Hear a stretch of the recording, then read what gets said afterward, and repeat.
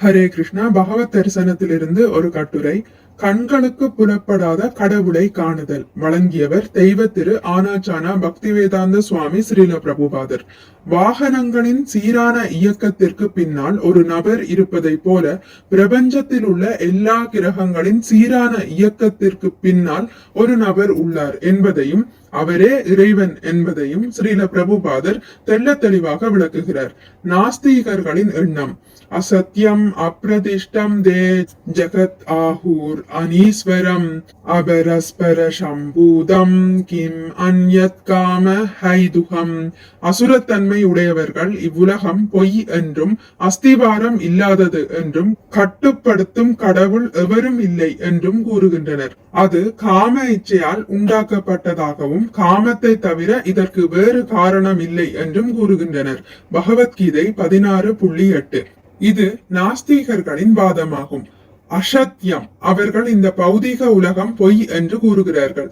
ஜகத் என்னும் சமஸ்கிருத சொல்லிற்கு நிலையில் இருப்பது என்று பொருள். கச்சதி என்றால் எப்போதும் பயணித்துக் கொண்டிருப்பது என்று பொருள்.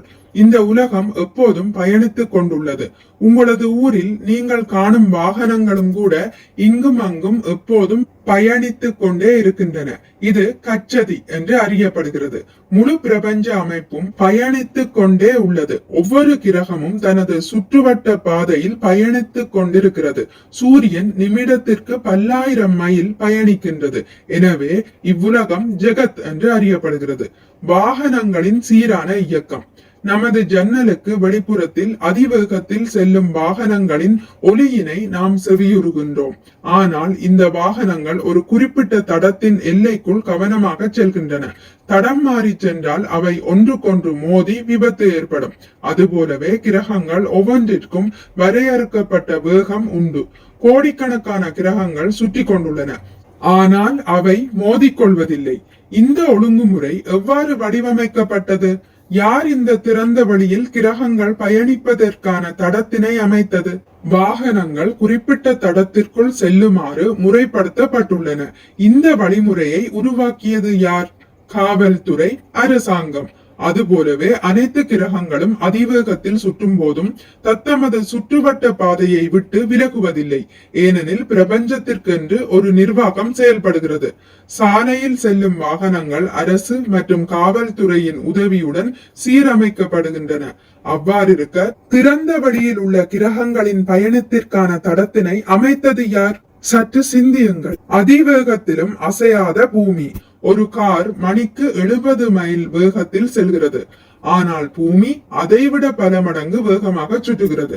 பூமியின் அமைப்பு அருமையாகவும் பக்குவமாகவும் உள்ளது. இது எவ்வளவு பக்குவமாக செயல்படுகிறது என்பதை கூட நம்மால் புரிந்து கொள்ள இயலாது. ஆகாய விமானங்களும் பயணிக்கின்றன. ஆனால் எத்தனை ஆட்டம், எத்தனை இரைச்சல்!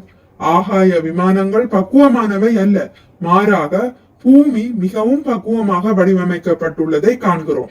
பூமி மணிக்கு 10,000 மைல் வேகத்தில் சுற்றினாலும் எந்த ஒரு ஆட்டமோ இரைச்சலோ இல்லை.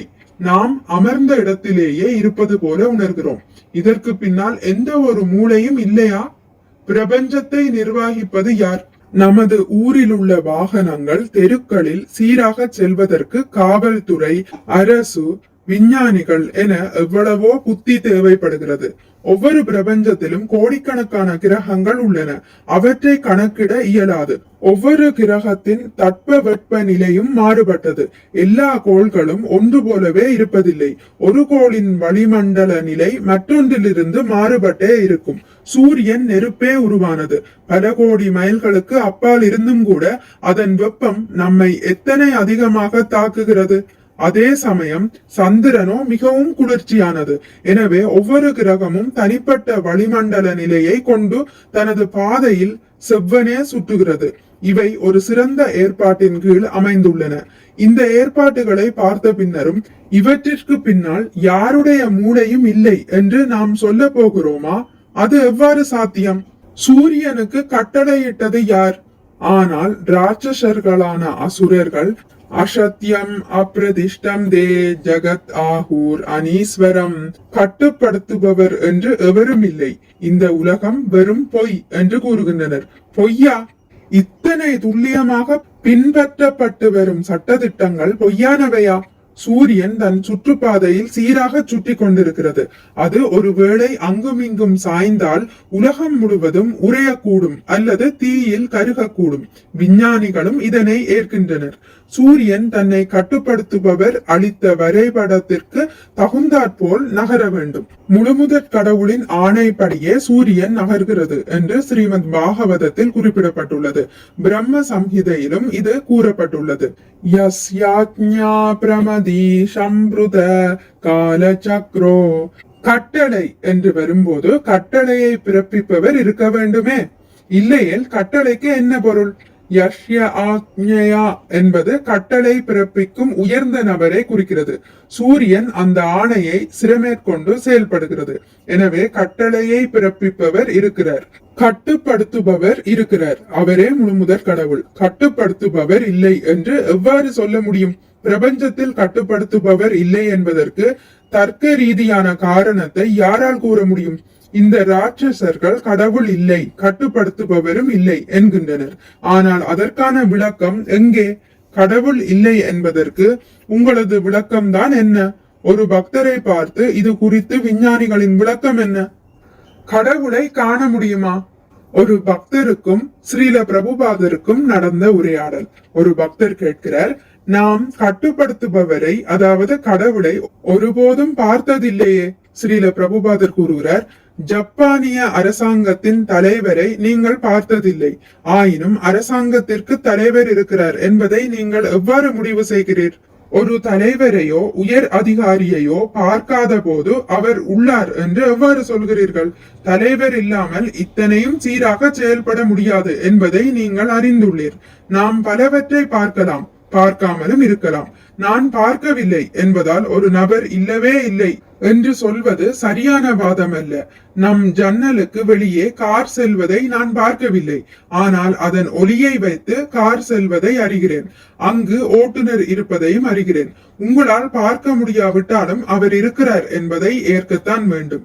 காரின் ஒலி காரின் இருப்பையும் ஓட்டுநரின் இருப்பையும் எடுத்துரைக்கின்றது. இவற்றை பார்க்கவில்லை என்பதற்காக அங்கு ஓட்டுநர் இல்லை என்றாகிவிடுமா? எனவே என்னால் பார்க்க இயலவில்லை என்பது குழந்தைத்தனமான வாதம். தற்செயலாக நிகழ்கிறதா? பக்தர் மேலும் கேட்கிறார்.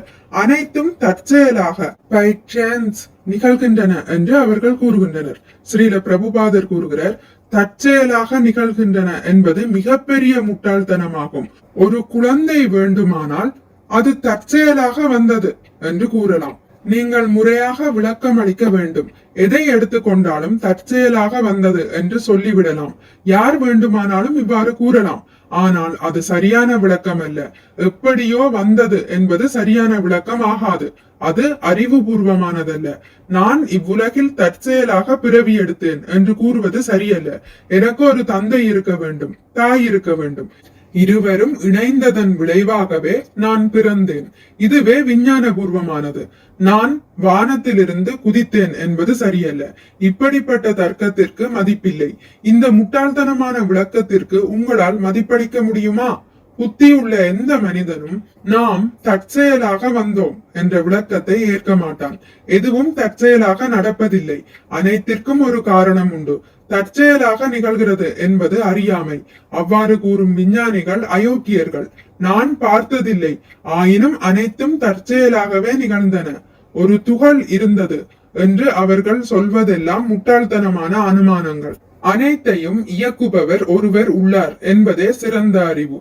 டோக்கியோ நகரின் அமைப்பை கண்டு இங்கே ஓர் அரசாங்கம் இருக்கிறது என்பதை உங்களால் எவ்வாறு அறிய முடிகிறதோ அவ்வாறே போதிய அறிவு இருக்குமானால் அனைத்திற்கும் மேலே உயரிய இயக்குனர் ஒருவர் உள்ளார் என்பதையும் உங்களால் அறிய முடியும்.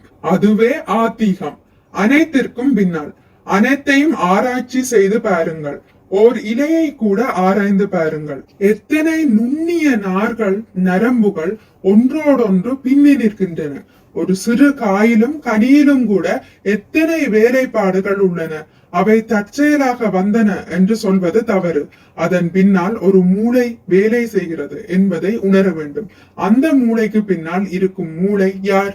அந்த மூளைக்கு பின்னால் யார்? அதற்கு பின்னால், அதற்கு பின்னால், அதற்கு பின்னால் பகுனாம் ஜன்ம நாமந்தே.